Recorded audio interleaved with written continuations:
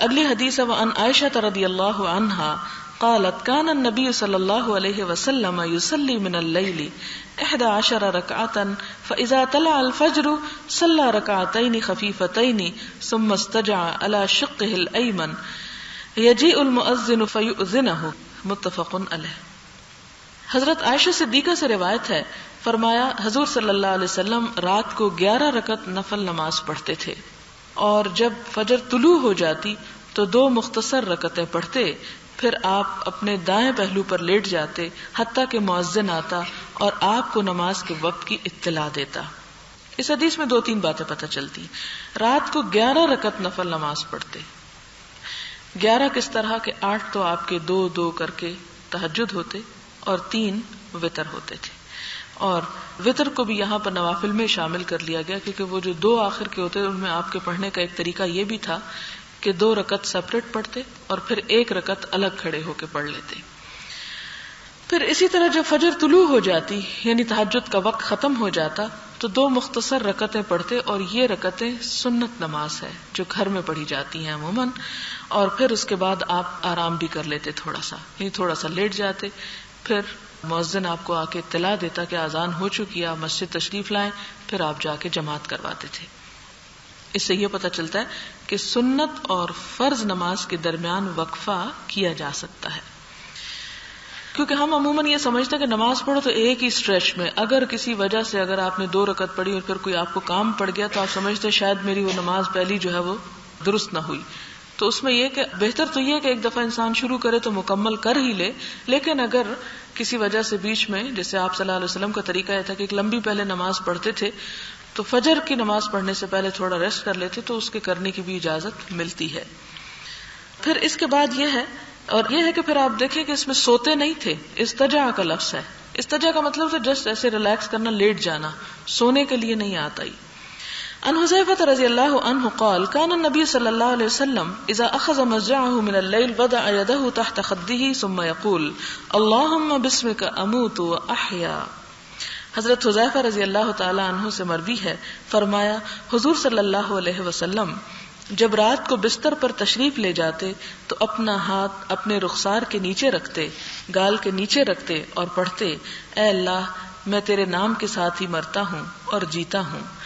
اور جب نیند سے بیدار ہوتے تو پڑھتے الحمدللہ الذی احیانا بعدما اماتنا والیہ النشور. تمام تعریفیں اللہ کے لیے ہیں جس نے ہمیں مارنے کے بعد زندہ کیا اور اسی کی طرف ہمیں لوٹ کر جانا ہے. اس حدیث سے پھر یہ پتہ چلتا ہے کہ مارنے کے بعد زندہ کیا، گویا نیند سے اٹھنا ایسا ہی ہے جیسے کوئی موت سے جی اٹھا ہو. اور اس میں آپ دیکھیں کہ بہت ہی مختصر دعائیں ہیں، اتنی تو ہم میں سے ہر ایک کو آنی چاہیے، نہ صرف یہ کہ ہم کو بلکہ ہمارے بچوں کو بھی.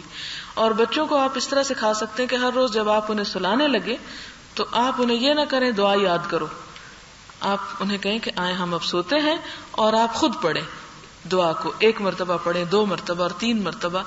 اگر آپ صرف 1 ہفتہ اس پر دوام اختیار کریں تو آپ دیکھیں کہ آپ کا بچہ 1 ہفتے کے بعد خود پڑھے گا، وہ پھر آپ کو یاد کروائے گا.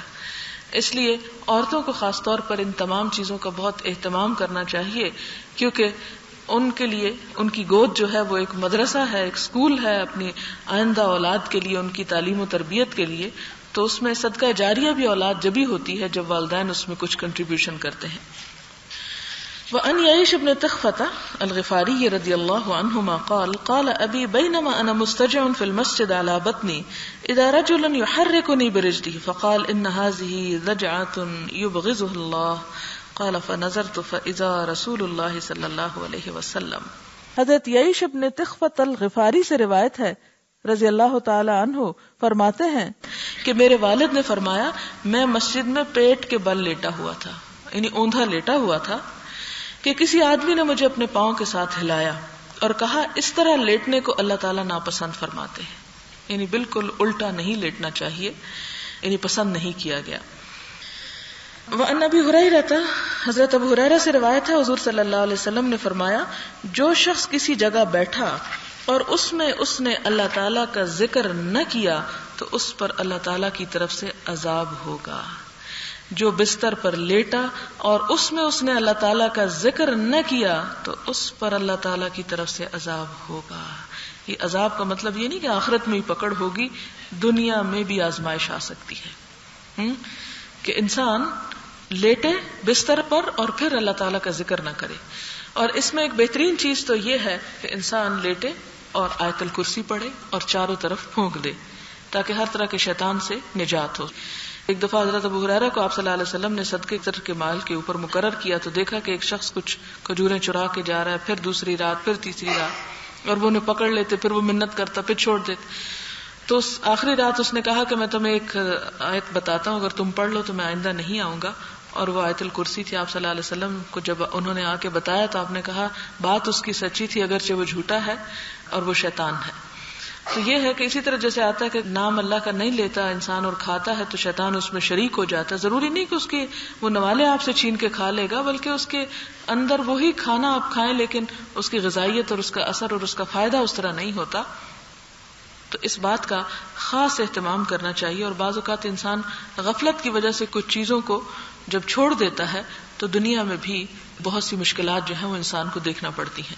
تو یہاں پر آپ دیکھیں کہ ہر مجلس میں اللہ کا ذکر، اس میں آپ دیکھیں کہ مجلس میں انسان بیٹھا ہوتا ہے، چھینک آ جاتی ہے، انسان الحمدللہ کہتا ہے، کچھ کھانے کے لیے سامنے آتا ہے بسم اللہ پڑھ لیتا ہے، کھا لیتا ہے تو الحمدللہ کہہ دیتا ہے، کسی کو دیکھتا ہے تو السلام علیکم کہہ دیتا ہے. یہ ساری چیزیں جو ہیں اس میں اللہ کا ذکر شامل ہے.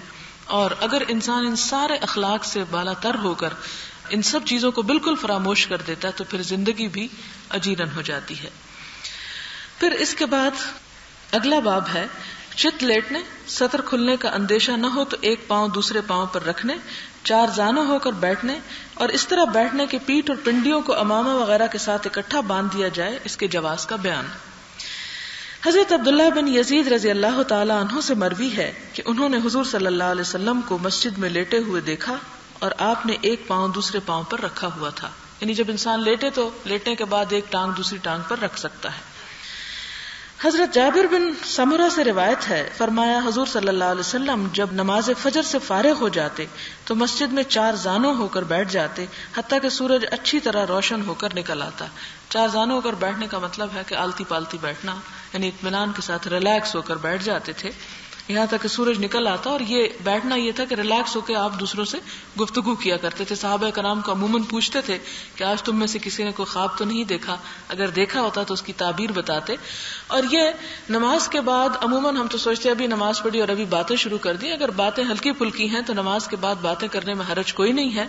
نماز کے وقت اکٹھا ہونا اور اس کے بعد گفتگو کرنا یہ ایک مسنون چیز ہے، اور خاص طور پر مل کر بیٹھ کے بات کرنا، اور جہاں لوگ اکٹھے مل کر رہتے ہوں وہاں مل جل کر بات کرنا، ایک دوسرے کے حال احوال کو معلوم کرنا، ایک دوسرے کی مشکل کو جاننا، اس سے آپس میں تعلق بڑھتا ہے اور محبت پیدا ہوتی. حتیٰ کہ گھر کے لوگ بھی یہ کر سکتے ہیں، جیسے مغرب کے وقت یا فجر کے وقت جب اکٹھے نماز پڑھیں تو اس کے بعد سب مل کر تھوڑی دیر کے لیے بیٹھیں اور ایک دوسرے کا حال معلوم کریں کہ رات کیسی گزری. حضرت ابن عمر رضی اللہ تعالی عنہما سے مروی ہے، فرمایا میں نے حضور صلی اللہ علیہ وسلم کو کعبہ کے صحن میں اپنی دونوں پنڈلیوں کو ہاتھوں کے حلقے میں لے کر بیٹھے دیکھا. یعنی اس طرح ہاتھوں کا حلقہ یہ کہ جیسے اس طرح انسان بیٹھتا ہے، اور پنڈلیاں یہ ہیں یعنی آپ اس طرح کر کے بیٹھے ہوئے تھے. پھر حضرت ابن عمر نے اپنے دونوں ہاتھ سے بیٹھنے کی کیفیت بتائی. اور احتبا کا مطلب ہے کہ آدمی سرین کے بل بیٹھے، یعنی پیچھے کو ٹک کے بیٹھے اور اپنی دونوں پنڈلیوں کو دونوں ہاتھوں کے حلقے میں لے لے، یعنی اس طرح کر کے بیٹھنا. اس طرح بیٹھنے کی بھی اجازت ہے، اور مجلس میں اگر انسان کبھی اس طرح بیٹھ جائے تو اس کی اجازت ملتی ہے، لیکن بہرحال علم کی مجلس میں نہیں، پڑھتے وقت نہیں. عام طور پر اگر انسان صرف دوستوں کی محفل میں ریلیکس بیٹھا ہے تو ایسا بیٹھ سکتا ہے، اس کے بیٹھنے میں منع نہیں ہے. اس سے آپ دیکھیں کہ اسلام نے چھوٹی چھوٹی باتوں پر کس قدر واضح تعلیمات دی ہیں. یعنی بیٹھنے کے بھی مختلف طریقوں پر بھی بات کی گئی ہے. یعنی صرف بیٹھنا ہی کیا، بیٹھنے میں کس کس طریقے سے بیٹھا جا سکتا ہے، کس کس طریقے پہ لیٹا جائے، کیسے اٹھا جائے، وہ سارے اخلاق اور ایٹیکیٹس 1400 سال پہلے سکھا دیے گئے. اسی حدیث کا اگلا حصہ، اور جب میں نے حضور صلی اللہ علیہ وسلم کے بیٹھنے میں خشوع دیکھا تو میں خوف سے کانپ اٹھی. یہ حضرت قیلہ بنت مخرمہ کی روایت ہے کہ میں نے حضور صلی اللہ علیہ وسلم کو دیکھا کہ اپنی دونوں پنڈلیوں کو دونوں ہاتھوں کے حلقے میں لے کر بیٹھے تھے، اور جب میں نے آپ صلی اللہ علیہ وسلم کے بیٹھنے میں خشوع دیکھا، یعنی عاجزی دیکھی، اور اللہ تعالیٰ کو یاد کرتے ہوئے دیکھا تو میں خوف سے کانپ اٹھی. یعنی آپ کا سٹائل جو تھا وہ پھر بھی غافلانہ سٹائل نہیں تھا کہ جس میں غفلت پائی جاتی ہو. حضرت شرید ابن سوید سے مروی ہے رضی اللہ تعالی عنہ، فرمایا حضور صلی اللہ علیہ وسلم میرے پاس سے گزرے، میں اس طرح بیٹھا ہوا تھا کہ میں نے اپنا بایاں ہاتھ پیٹھ کے پیچھے رکھا ہوا تھا اور میں ہاتھ کی پشت پر ٹیک لگائے ہوئے تھا، تو آپ نے فرمایا کیا تم ان لوگوں کی طرح بیٹھتے ہو جن پر اللہ تعالیٰ کا غضب ہوا؟ یعنی اس طرح بیٹھنے کو آپ نے ناپسند فرمایا۔ دوبارہ سنیں کہ میں نے اپنا بایاں ہاتھ پیٹھ کے پیچھے رکھا ہوا تھا، یعنی اس طرح، اور اس طرح بیٹھنا پھر وہ ایک طرح سے یعنی تکبر کی بھی علامت ہو سکتی ہے، اور میں ہاتھ کی پشت پر ٹیک لگائے ہوئے تھا، یعنی اس طرح۔ اچھا، اسی طرح اس میں سونے کے بارے میں بس اتنی ہی بات کی گئی مختصر انداز میں۔ سونے کے بارے میں شاید کچھ احادیث آگے بھی آ جائیں۔ اس میں ایک چیز یہ بھی یاد رکھیں کہ آپ صلی اللہ علیہ وسلم نے 7 سال کی عمر میں بچوں کو نماز پڑھنے کا حکم دیا اور اس کے بعد ان کے بستروں کو الگ کرنے کا حکم دیا، اور اس بات سے بھی منع کیا کہ نوجوان لوگ جو ہیں وہ آپس میں ایک دوسرے کے ساتھ مل کے اکٹھے نہ سوئیں۔ اس چیز کو بھی ناپسند کیا گیا، یعنی بچوں تک کو پھر الگ سلانے کا حکم ہے، اور اسی طرح بڑوں کے لیے بھی۔ یہاں پر مجلس اور ہم مجلسی کے آداب کا بیان ہے۔ حضرت ابن عمر رضی اللہ تعالی عنہما سے مروی ہے، فرماتے کہ حضور صلی اللہ علیہ وسلم نے فرمایا تم میں سے کوئی شخص ہرگز کسی دوسرے کو مجلس سے اٹھا کر اس کی جگہ خود نہ بیٹھے، یعنی یہ تہذیب کے خلاف ہے، بلکہ مجلس میں وسعت اور گنجائش پیدا کیا کرو۔ اور حضرت ابن عمر رضی اللہ تعالی عنہما کے لیے جب کوئی شخص مجلس سے اٹھتا تو آپ اس کی جگہ پر نہیں بیٹھتے تھے، یعنی مثلا اگر کوئی شخص بیٹھا ہے تو آپ اسے یہ نہیں کہہ سکتے کہ آپ یہاں سے اٹھو، میرا دل چاہ رہا ہے میں یہاں بیٹھوں، نہیں، جو بیٹھ گئے ہیں وہ بیٹھ گئے ہیں۔ اور اسی طرح یہ بھی نہیں کہ اگر کوئی شخص کسی کام کے لیے تھوڑی دیر کے لیے گیا ہے تو اس کی جگہ پر کوئی اور آ کر بیٹھ جائے۔ حضرت ابو ہریرہ رضی اللہ تعالی عنہ سے مروی ہے کہ حضور صلی اللہ علیہ وسلم نے فرمایا جب تم میں سے کوئی شخص مجلس سے اٹھے اور پھر واپس آئے تو اس جگہ کا وہی زیادہ مستحق ہے۔ حضرت جابر بن سمرہ رضی اللہ تعالی عنہ سے مروی ہے، فرمایا جب ہم حضور صلی اللہ علیہ وسلم کی خدمت میں حاضر ہوتے تو ہم میں سے جسے جس جگہ جہاں جگہ ملتی بیٹھ جاتا، یعنی یہ نہیں کہ بہتر سے بہتر کی تلاش میں ساری مجلس میں ایک ہنگامہ برپا کرتے، بلکہ ادب کے ساتھ جو جہاں جگہ پاتا وہاں بیٹھتا چلا جاتا۔ اگلی حدیث حضرت ابو عبداللہ سلمان فارسی رضی اللہ عنہ سے مروی ہے، فرماتے ہیں کہ حضور صلی اللہ علیہ وسلم نے فرمایا جو شخص جمعے کے دن غسل کرے، حسب اطاعت طہارت حاصل کرے، تیل لگائے اور گھر میں خوشبو ہو تو وہ لگائے، پھر وہ نکلے جمعہ کے لیے اور 2 آدمیوں کو علیحدہ علیحدہ کر کے خود وہاں نہ بیٹھے، یعنی 2 لوگ اگر بیٹھے تو ان کو ہٹا کے بیچ میں نہ بیٹھے، پھر وہ نماز ادا کرے جو اس پر فرض کی گئی ہے، اور جب امام خطبہ پڑھے تو خاموش رہے، تو اس شخص کے اس جمعہ اور دوسرے جمعہ کے درمیان کے تمام گناہ بخش دیے جائیں گے۔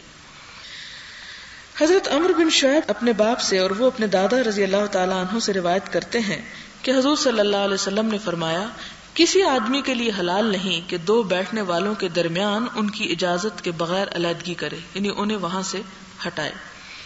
اسی طرح ایک اور روایت میں ہے کہ 2 آدمیوں کے درمیان ان کی اجازت کے بغیر نہ بیٹھے، مثلا 2 لوگ اگر بات کر رہے ہیں تو تیسرا بغیر اجازت ان کے درمیان نہ بیٹھے، ہو سکتا ہے وہ ایسی بات کر رہے ہوں کہ جو تیسرے شخص کے سامنے نہ کر سکے یا اسے نہ بتانا چاہے، یعنی اخلاق میں شامل ہے کہ انسان کسی کے پاس بیٹھنے سے پہلے اس سے اجازت طلب کرے کہ کیا میں بیٹھ سکتا ہوں۔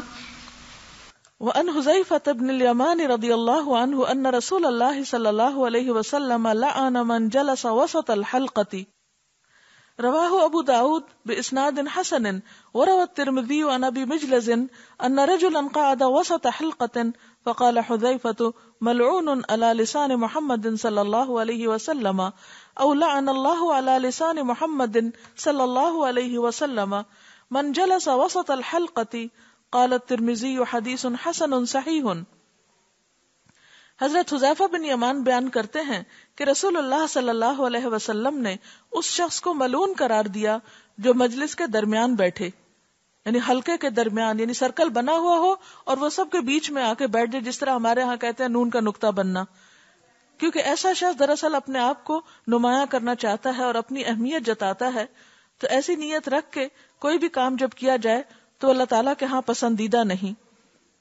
ایک اور روایت میں کچھ یوں آتا ہے کہ ایک شخص مجلس کے درمیان آ کر بیٹھ گیا تو حضرت حذیفہ نے کہا کہ یہ شخص آپ صلی اللہ علیہ وسلم کی زبان مبارک کے مطابق لعنت کا مستحق ہے، اس لیے کہ مجلس کے درمیان میں آ کر بیٹھ گیا ہے۔ گویا اس بات کو سخت ناپسند کیا گیا کہ کوئی شخص دوسروں کے بیچ میں آ کر رکاوٹ بنے اور ناپسندیدہ طریقہ اختیار کرے.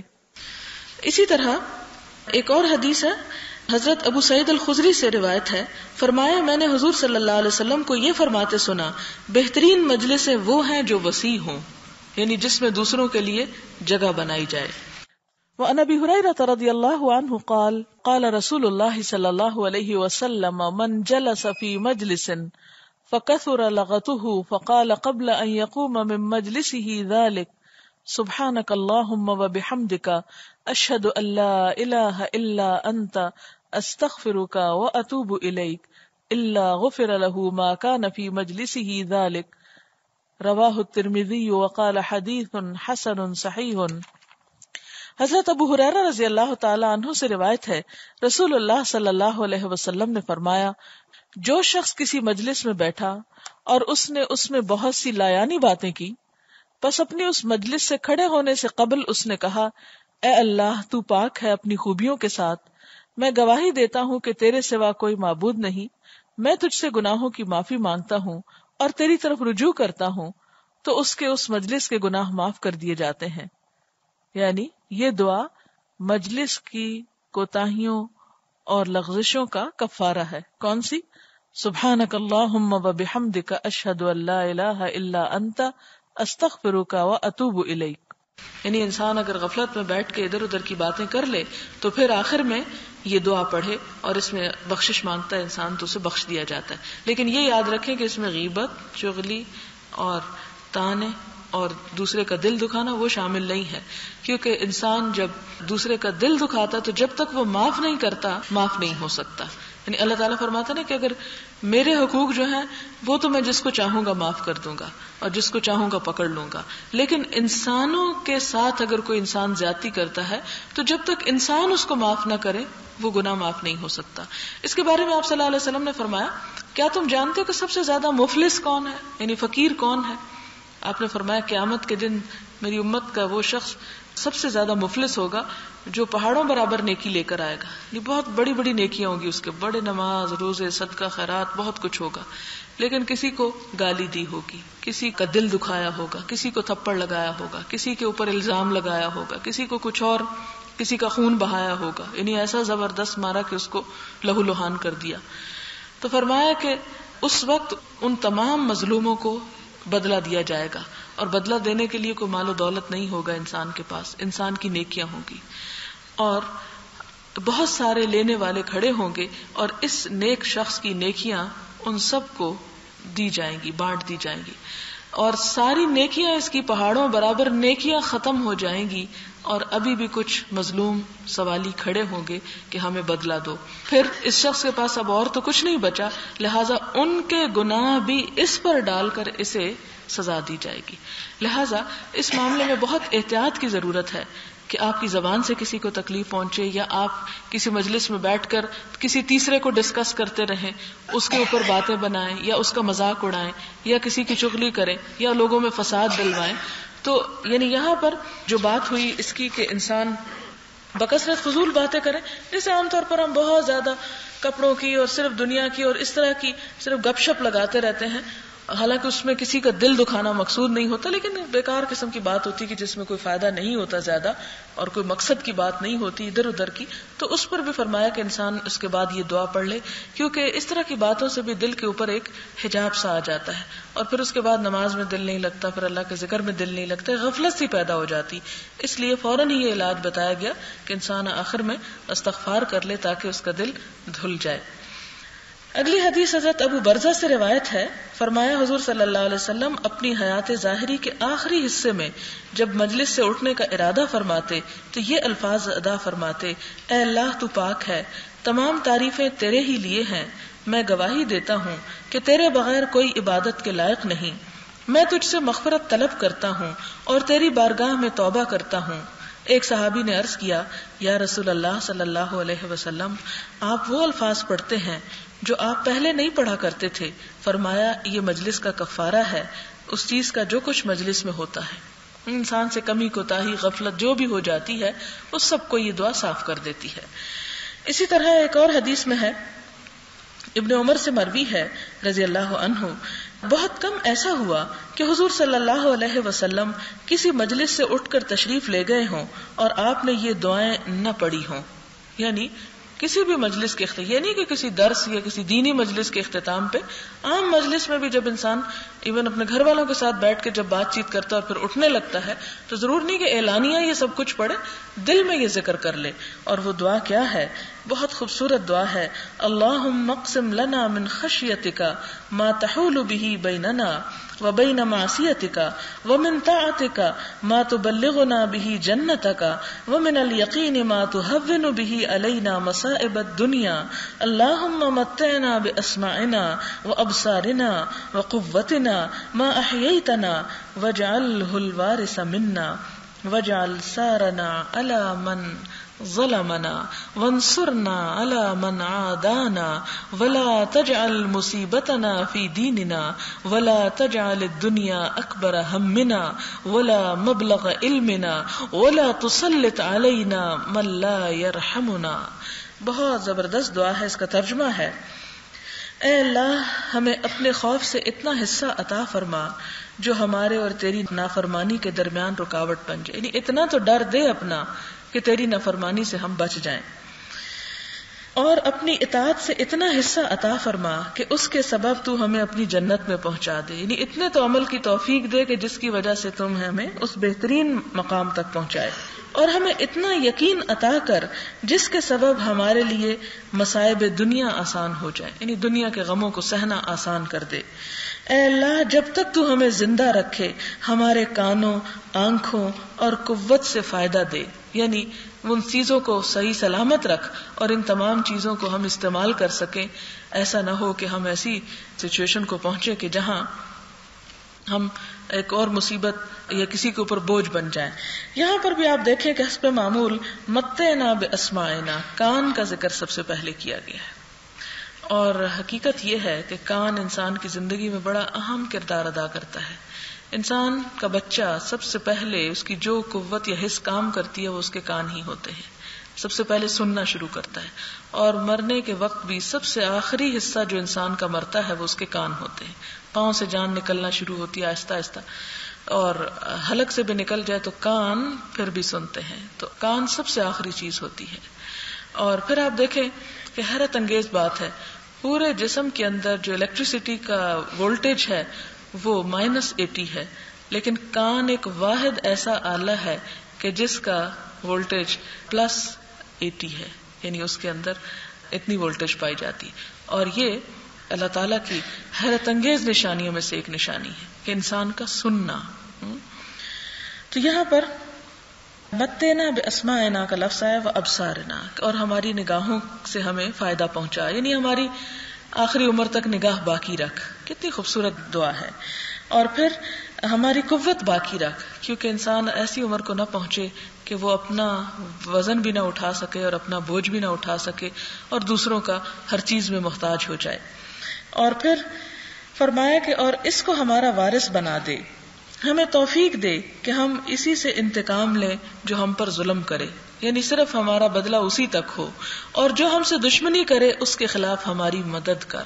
کتنی خوبصورت دعا ہے کہ بعض اوقات لوگ ظاہری دشمنی کرتے ہیں اور بعض اوقات چھپی ہوئی دشمنی کرتے ہیں کہ آپ کو پتہ بھی نہیں چلتا کہ آپ کے پیچھے کون لگا ہوا ہے. تو ایسی صورت میں جب انسان یہ دعا مانگتا ہے کہ اللہ تو ہماری اس کے خلاف بھی مدد کر جو چھپی دشمنی کر رہا ہے، تو یہ انسان کے لیے ایک بہترین سہارا ہو سکتی ہے. ہمیں دین کی مصیبت میں مبتلا نہ کرنا کہ ہم دین کو سمجھتے ہیں اور پھر عمل نہ کرتے ہوں.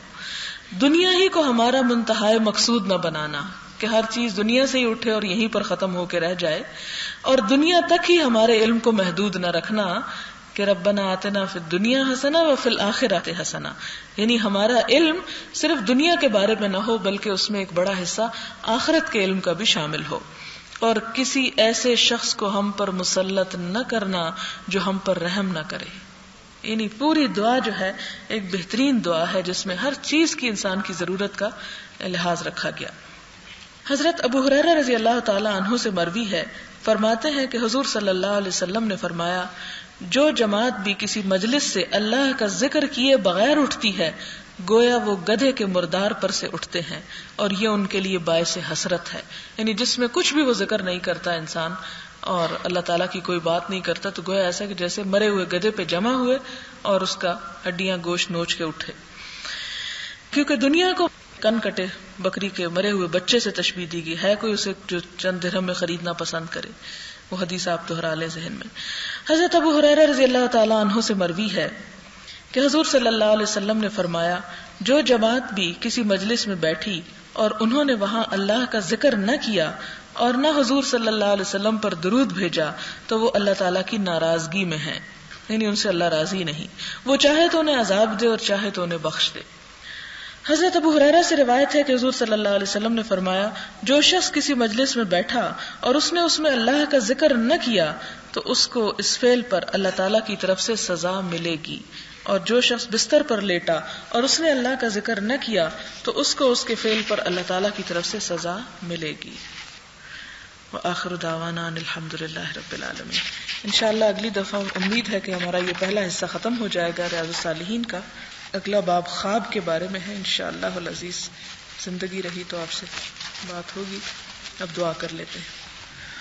سبحان اللہ والحمد للہ ولا الہ الا اللہ واللہ اکبر ولا حول ولا قوة الا باللہ العلی العظیم. اللہم صل علی محمد وعلى آل محمد كما صلیت علی ابراہیم وعلى آل ابراہیم انک حمید مجید. اللہم بارک علی محمد وعلى آل محمد كما بارکت علی ابراہیم وعلى آل ابراہیم انک حمید مجید. ربنا آتنا فی الدنیا حسنة وفی الآخرة حسنة وقنا عذاب النار. ربنا لا تزغ قلوبنا بعد إذ هديتنا وهب لنا من لدنك رحمة إنك أنت الوهاب. اللهم لا مانع لما أعطيت ولا معطي لما منعت ولا ينفع ذا الجد منك الجد. يا حي يا قيوم برحمتك نستغيث. اللهم انفعنا بما علمتنا وعلمنا ما ينفعنا وزدنا علما. اللهم عافنا في بدننا اللهم عافنا في سمعنا اللهم عافنا في بصرنا اللهم عافنا في بدننا. لا إله إلا أنت لا إله إلا الله أنت الحليم الكريم. سبحان الله رب العرش العظيم والحمد لله رب العالمين. رب نسألك موجبات رحمتك وعزائم مغفرتك والغنيمة من كل بر والسلامة من كل اسم. لا تدع لنا ذنبا إلا غفرته ولا هما إلا فرجته ولا حاجة هي لك رضا إلا قضيتها يا أرحم الراحمين. ربنا تقبل منا إنك أنت السميع الدعاء وتب علينا إنك أنت التواب الرحيم. صلى الله تعالى على خير خلقه محمد وعلى آله وأصحابه وأهل بيته أجمعين برحمتك يا أرحم الراحمين. إلهي آمين. سبحانك اللهم وبحمدك نشهد أن لا إله إلا أنت نستغفرك ونتوب إليك.